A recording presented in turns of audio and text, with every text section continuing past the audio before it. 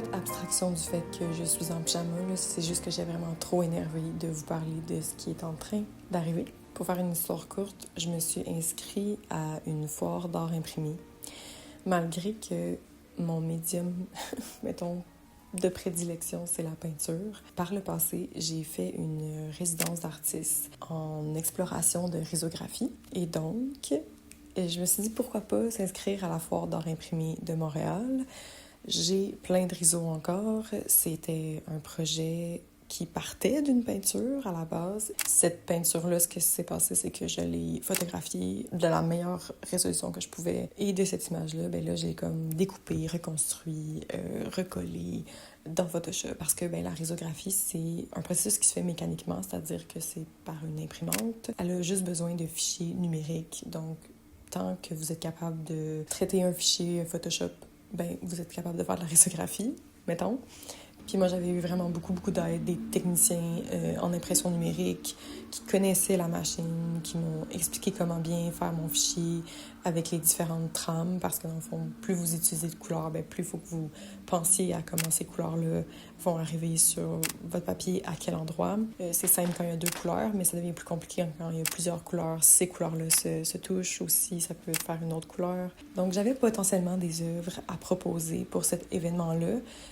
Mais honnêtement, je pensais zéro qu'on allait me sélectionner. J'ai envoyé ma candidature en me disant, au pire, ils me prendront pas. Puis pour être transparente avec vous, c'est seulement que je trouvais que c'était quand même pas trop cher pour la location de table ou de demi-table. Puis c'est pour ça que j'ai fait ma demande, parce qu'en général, quand je vois des événements comme ça, de un, c'est très rare que je peux y participer parce que quand on fait de la peinture, ou il y a d'autres médiums aussi qui se prêtent moins un peu à des foires où il y a des tables. C'est plus quelque chose qui est pour des artisans ou artistes illustrateurs, illustratrices. C'est ça, ça m'a jamais comme appelé nécessairement. Là, quand vous allez voir cette vidéo, l'événement va avoir déjà passé. Je vais vous filmer le processus, OK? Puis là, initialement, cette vidéo-là, c'était supposé être une vidéo d'entraînement. J'ai envie d'intégrer plus ça dans mes vlogs. Puis ça tombait aussi que c'était le Inner Spring. J'ai le goût de continuer à faire des entraînements liés au cycle menstruel. Je trouve que c'est vraiment pertinent. Je trouve qu'on n'en parle pas nécessairement suffisamment, que notre énergie, justement, elle va peut-être être influencée pour la plupart des gens. Moi, je prends pas la pilule contraceptive. J'ai l'impression que je le sens beaucoup plus, ces vagues d'énergie-là qu'avant. Malgré qu'avant aussi, je le sentais un petit peu, mais je pense que c'est vraiment comme amplifié depuis que je le prends pas. Anyway, tout ça pour dire que je vais peut-être faire les deux en même temps, en fait. Je vais peut-être faire vous filmer un petit peu d'entraînement, un petit peu de préparation. Je trouve que ça fait un peu aussi un parallèle entre l'espèce d'énervement qu'on a quand, je sais pas, le printemps arrive. Fait que là, ce genre d'événement-là, c'est aussi un événement printanier. Et le inner spring intérieur, c'est-à-dire l'énergie qui revient, la sensation de vouloir peut-être sortir, aller courir ou prendre des marches. Ou, bon. Fait que je trouvais que tout ça était un peu lié. Puis je trouve que l'énergie que j'ai en ce moment, l'excitation que j'ai à l'intérieur, peut être clairement utilisée dans toutes ces sphères-là. Je me suis dit que c'est mes affaires, je fais bien ce que je veux. C'est juste que je voulais vous expliquer un peu pourquoi peut-être cette vidéo sera chaotique un peu. Mais fun fact, le Inner Spring, c'est quelques jours. Fait que c'est 2-3 jours, peut-être 4, selon les cycles de chacune des personnes. Mais reste que c'est très court. Donc, de toute manière, je me voyais mal faire une vidéo juste sur ça. Voilà, ça va être un mix and match un peu peut-être étrange, mais ce sera pas la première fois. Fait que, on va essayer ça. Revenons à la foire d'art imprimé. Je suis quand même stressée. Comme j'ai dit, c'est pas mon médium. Le sentiment d'imposteur est donc apparu très rapidement dès que j'ai reçu ma réponse positive pour participer. Je me suis dit, mais voyons, ça n'a pas rapport. Qui suis-je pour être là? Tout le monde qui va être là, ça va être des artistes en art d'impression.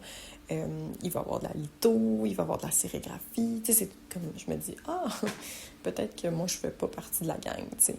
En même temps, j'en ai des projets de risographie. J'ai aussi fait un petit fanzine il y a quelques années. Un tout petit cahier très simple avec un fil de lin pour joindre tous les petits carnets. C'est fait en risographie, tiré de photos que je pensais utiliser pour de la peinture, justement, mais je les ai utilisées pour ce petit carnet. La couverture, c'est aussi à partir d'une photo de peau. C'était fait en collaboration avec Distroboto. C'était vraiment le fun parce qu'il y avait beaucoup d'artistes qui avaient participé à ce projet-là et au final, on avait nos petits fanzines dans une distributrice. Fait que pour quelques dollars, les gens pouvaient se procurer des petits fanzines. Puis là, il m'en reste seulement 3. J'aimerais ça en avoir plus pour la foire. J'ai envoyé une demande à l'atelier circulaire à Montréal pour en imprimer d'autres.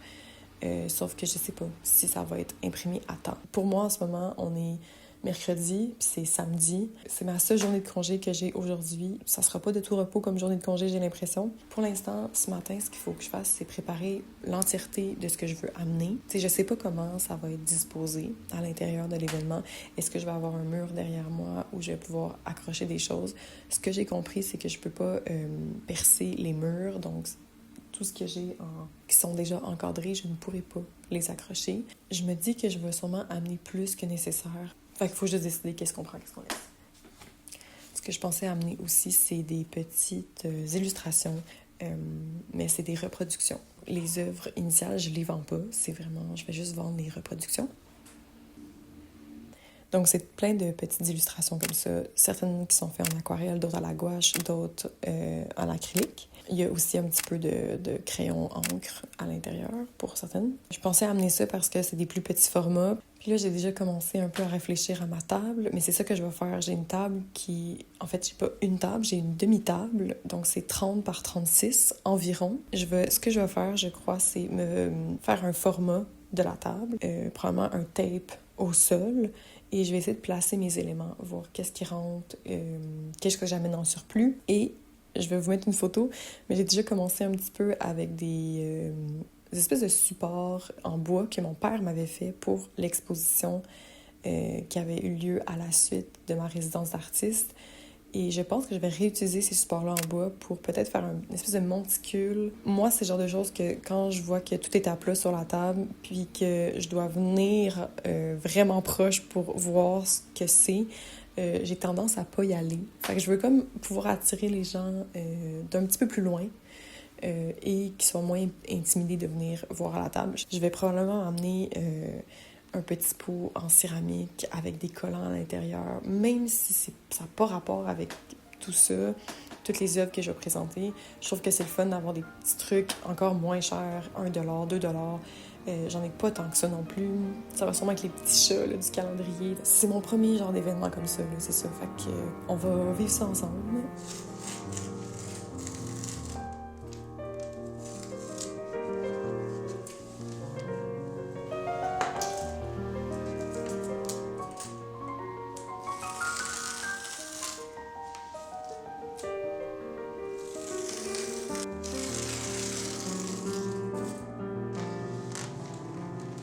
Alors, j'ai fait ici une ligne de 30 pouces par 36 pouces de long. L'information que j'ai reçue, c'est que les demi-tables étaient de cette grandeur-là, sauf que les grandes tables sont 30 par 60. Donc, ce que j'ai peur qu'arrive, c'est qu'en fait, ça soit pas 36 pouces de long, mais bien 30 pouces. Donc, on perdrait un petit 6 pouces, quelque chose comme ça, à peu près. Donc, je pense que je vais retaper pour m'assurer que toutes mes choses peuvent rentrer juste dans un carré plutôt que dans un rectangle.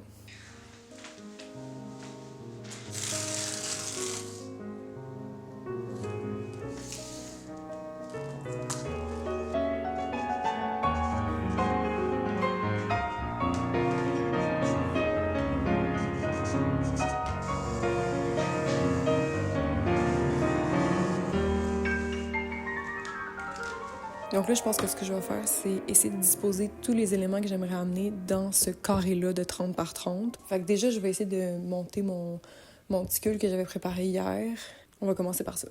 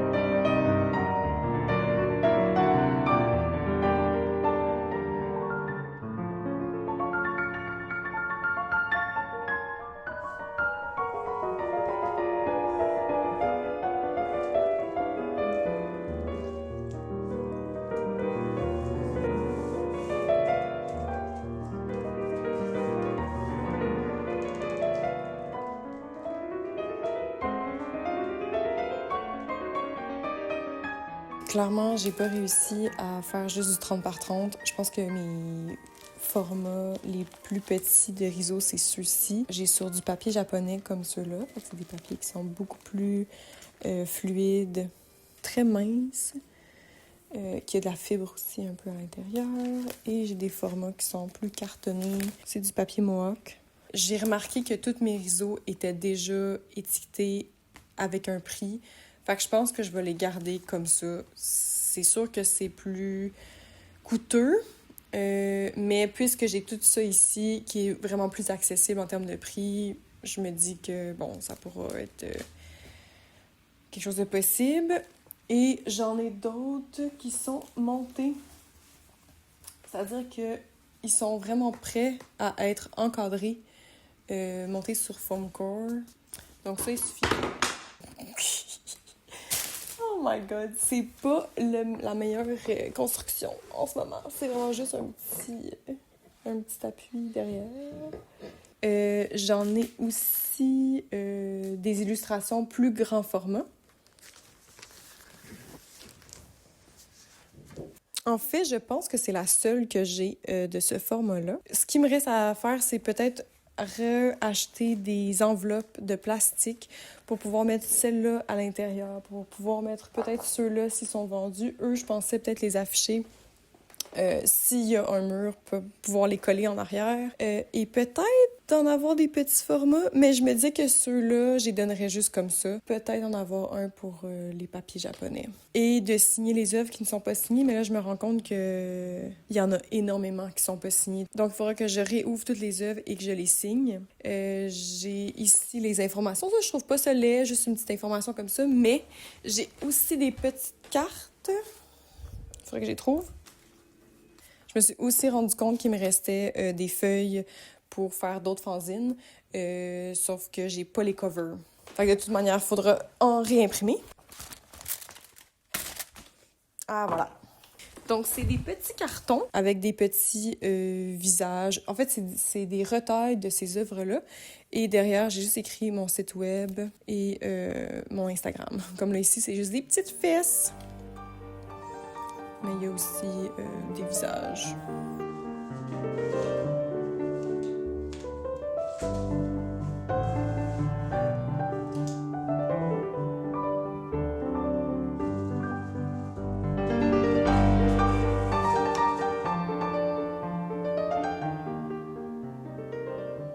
Bon, excusez, je viens de recevoir un courriel concernant l'impression du zine. J'ai le feeling que peut-être ça se donnera pas. Ça coûte quand même très cher. Le zine devrait être 20$ comme estimé. Mettons que ça me coûterait 20$ le faire, mais ça serait plus comme 30$ le faire. Donc peut-être que je vais mettre un frein là-dessus puis attendre à une prochaine fois. Je trouve ça plate parce que je pense que c'est le genre de truc qui pognerait quand même. Mais c'est sûr que je ferais aucun profit sur cette vente-là. Et je pense qu'il faut que j'aille imprimer sur place. Je dois être là, de ce que j'ai compris. Donc, en tout cas, à voir, je vais régler ça. Mais on est rendu à l'étape de m'écrire une petite liste sur ce que j'ai besoin. Peut-être que je ferai imprimer un petit carton avec les prix. Peut-être que j'écrirai les détails. Oh, je sais pas. Ou peut-être que j'utilise des collants puis je mets des collants pour dire combien ça coûte. Bon, en tout cas, la petite liste, c'est ça qu'on va faire.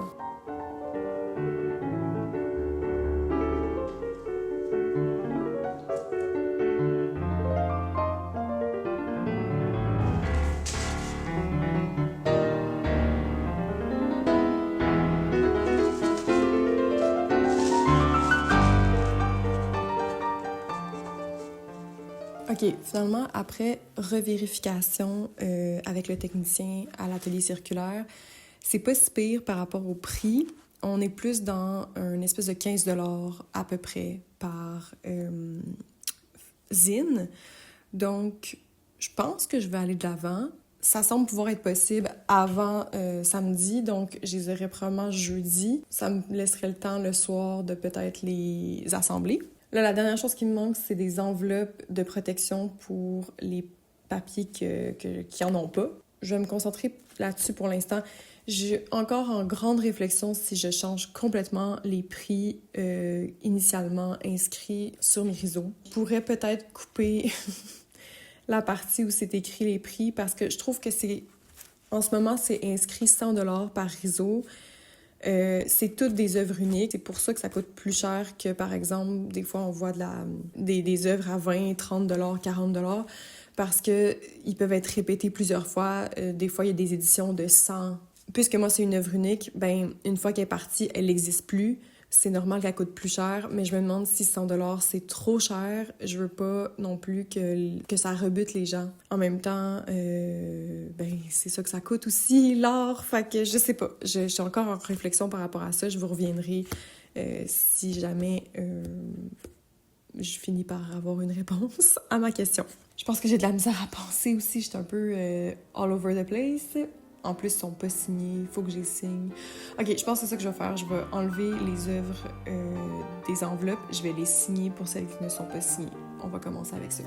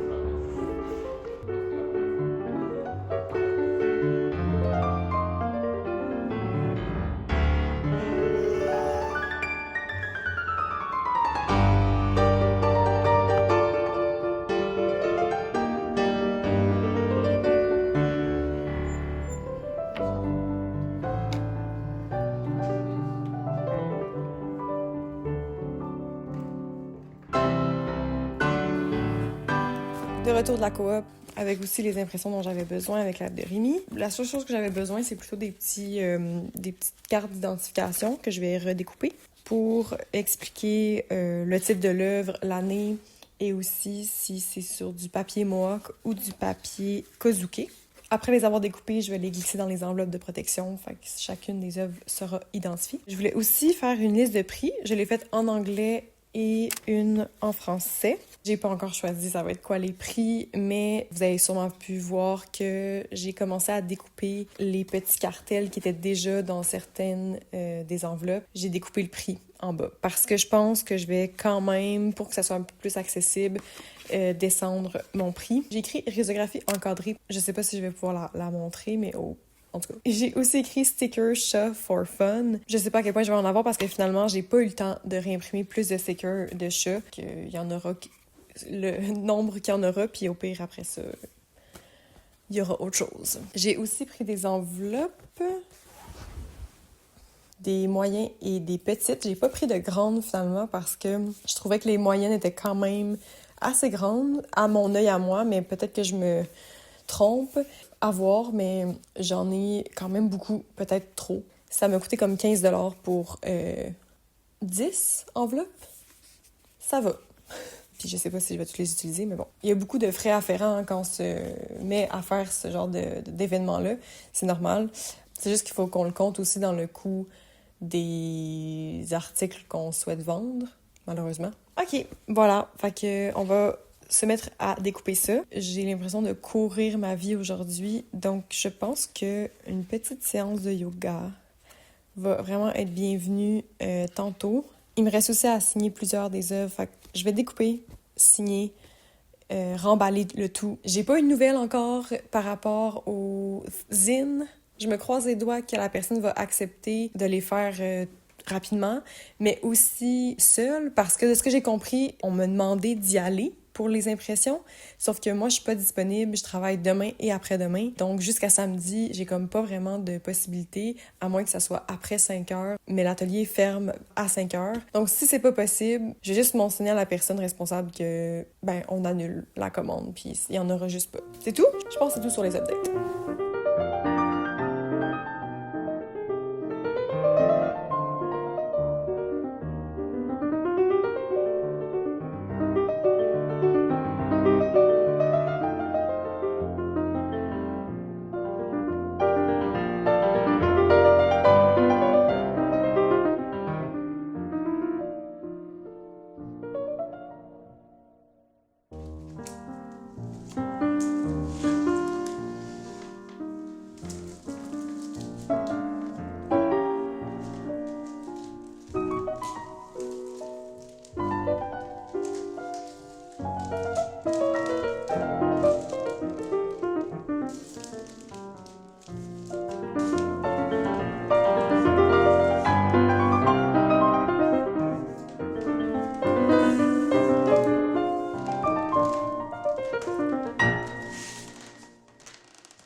Là, j'ai vraiment besoin de relaxer. Tout a presque été fait. Je pense qu'il me reste peut-être à penser au prix. Encore une fois, c'est le plus difficile, je pense, mettre des prix à ce qu'on fait. Toujours pas de nouvelles par rapport aux fanzines. Je vous tiendrai au courant. Je pense que l'anxiété puis le stress commencent à tomber un peu. Fait que je pense que ça va bien aller avec une petite séance de yoga. Puis je vais le faire ici parce que avec la lumière de fin de journée, je pense que ça va être vraiment beau et ça va me faire du bien.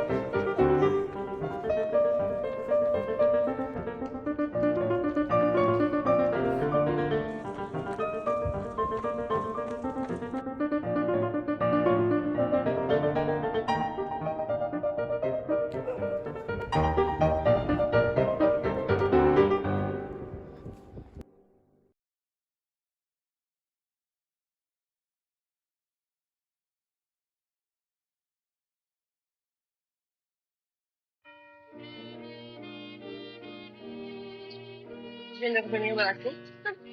On a fait un petit 20 minutes sur Montérémy. C'était vraiment fun. Aujourd'hui, je me sens vraiment énergisée. Je trouvais que la course allait bien. Le 20 minutes a passé vite. Il fait beau, puis il fait pas trop chaud. Fait que ça, c'est le fun. Par contre, c'est vraiment venteux. J'ai eu des nouvelles finalement pour le fanzine. Et malheureusement, ben, ça serait pas possible. La personne qui s'occupe de ça est débordée à cause du festival dans le film. Je me dis au moins que je sais à peu près c'est quoi les prix pour la prochaine fois. Puis je sais aussi que c'est mieux que j'aille sur place pour imprimer, là, ce que j'ai compris. Fait que là, je vais aller dîner. Je vous reviens pour le prochain entraînement. Hello! On est au jour J. C'est aujourd'hui que ça se passe, la foire. Je suis vraiment excitée. Il est presque 9 heures.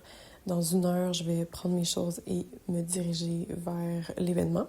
J'ai amené une nappe qui en fait un drap de lit parce que j'ai pas de nappe. Mes enveloppes, j'ai toutes les petites impressions que j'ai découpées et ma liste de prix. Puis là, je pense à ça par rapport au prix. Je vous ai vraiment pas dit qu'est-ce que j'ai choisi, il me semble. Je suis allée avec quelque chose de vraiment abordable. Je les ai mis à 60 $, entre 60 $ et 80 $. Vraiment plus accessible selon moi pour des œuvres uniques. Surtout pour des œuvres qui sont plutôt, c'est petit, mais en même temps, c'est un format 11,5, 17,5, fait que c'est quand même grand. Pour tout ce qui est les reproductions, ça c'est entre 10 et 40 $. Le moins cher que j'ai, c'est les stickers de chat à 2 $, mais j'en ai comme 6, puis après ça, il n'y en a plus. Puis sinon, j'ai des riseaux qui sont chine-collés, c'est-à-dire qu'ils ont été passés sous presse et sont collés sur un autre papier, en fait. Puis ça crée une espèce de creux. C'est très beau, c'est esthétiquement vraiment magnifique. Après, quand tu l'encadres, ça fait très, très propre. Fait que j'en ai quelques-unes comme ça. Fait qu'elles sont un peu plus chères. J'en ai une qui sont comme ça et montées sur foam core. Ça, tu le donnes à un encadreur, puis ça fonctionne bien. Puis j'ai la seule qui est encadrée, qu'il faut pas que j'oublie. Pour les prix, c'est à peu près ça. Je suis confortable avec ça. J'ai pris cette décision-là en me disant que ces œuvres-là, ça fait quand même longtemps que je les ai faites et que tant qu'à ce qu'elles traînent dans mes tiroirs, j'aime beaucoup mieux que les gens puissent les avoir et probablement en profiter beaucoup plus que moi. Ça peut être frustrant de descendre ces prix parce que ça se fixe pas n'importe comment. En général, on essaie de rester dans les prix qu'on a déjà assignés à d'autres œuvres, puis on essaie de pas les descendre parce que justement, ça peut faire descendre les autres projets qu'on a réalisés. Mais il y a un côté là-dedans qui, moi, me convient pas parce que j'ai l'impression que ça fait que certaines œuvres restent inaccessibles à la plupart des gens.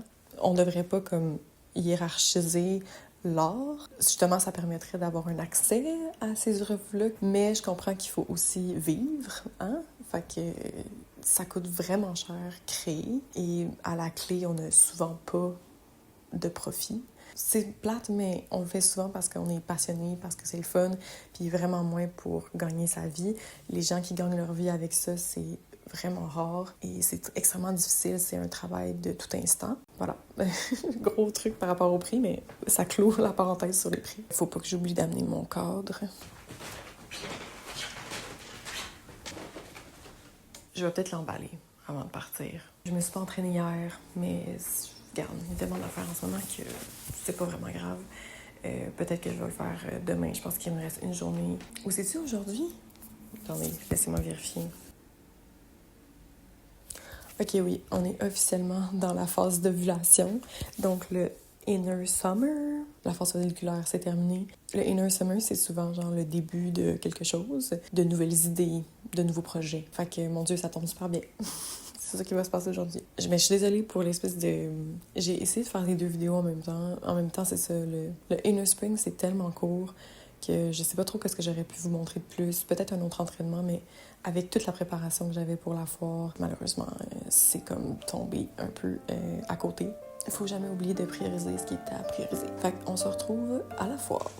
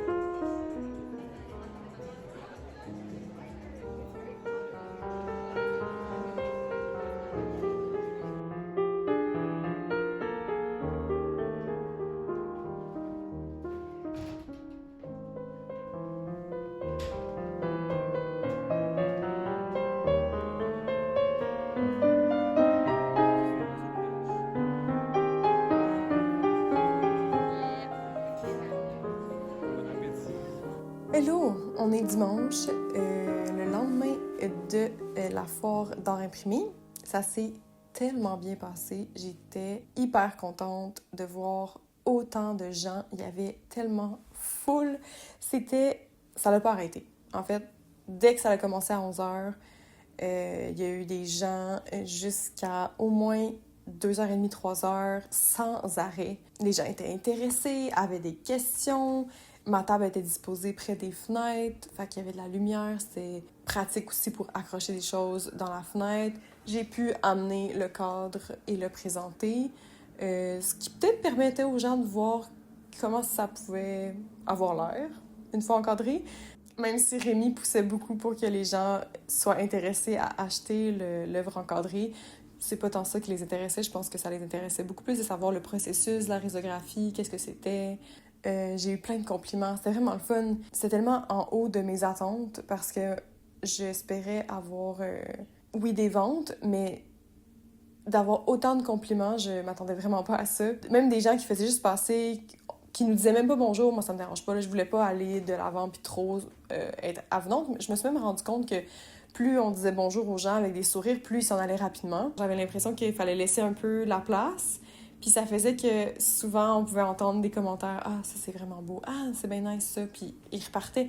Mais ça faisait qu'il y avait comme un petit « Ah, nice, ok, il aime ça. » tu sais. La seule affaire, c'est que j'ai pas été capable de m'enlever le petit stress toute la journée. J'avais l'impression d'être tendue. Peut-être plus au début, mais vers la fin, j'avais vraiment beaucoup la sensation d'épuisement, en fait, de tout relâcher à la fin de la journée. Mais là, j'avais l'impression qu'il fallait que je dorme, même s'il était 7 heures. Péripétie, là, mais on est arrivé là-bas, puis sur le moment, je me suis mis à paniquer parce que je ne trouvais plus mes enveloppes de plastique, donc les enveloppes de protection pour les œuvres que j'avais en surplus. Je me disais aussi que pour les petites œuvres qui étaient en papier japonais mince, c'était pratique aussi, mais j'avais même pas ça. Puis j'en ai vendu, puis je m'excusais aux gens de faire comme j'ai pas d'enveloppe. Je les avais et je les ai perdues. Je comprenais pas comment c'était possible, mais il semble que je les avais avec moi quand j'étais arrivée.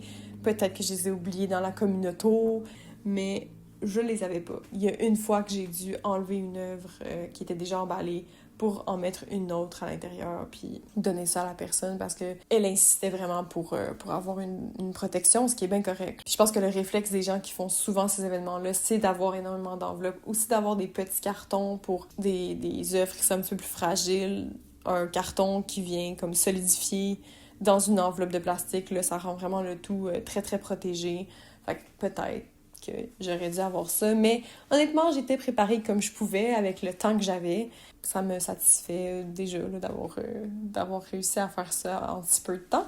J'ai quand même vendu pour environ 400$, ce qui est pour moi vraiment au-dessus de mes attentes. Quand moi et Rémi, on a vu qu'on commençait à vendre et que ça fonctionnait bien, je pense qu'on était toutes les deux comme un peu « Ah, mais qui, mais... » On n'a pas à être gêné d'être là, finalement, là, ça fonctionne, les gens sont intéressés, puis le syndrome d'imposteur a parti complètement à partir de ce moment-là. Les gens étaient beaux, là, tout le monde était comme... C'était tellement printanier, là, tout le monde était full bien habillé, c'était une crowd c'est ça, d'artistes, ça paraissait. J'ai vraiment aimé ça, être dans ce lieu-là, j'avais l'impression qu'il y avait une énergie vraiment le fun, puis il y avait de la bonne musique toute la journée. C'était un café aussi, fait que les gens venaient même pour juste prendre un café. J'ai été tellement choyée que Rémi soit là toute la journée.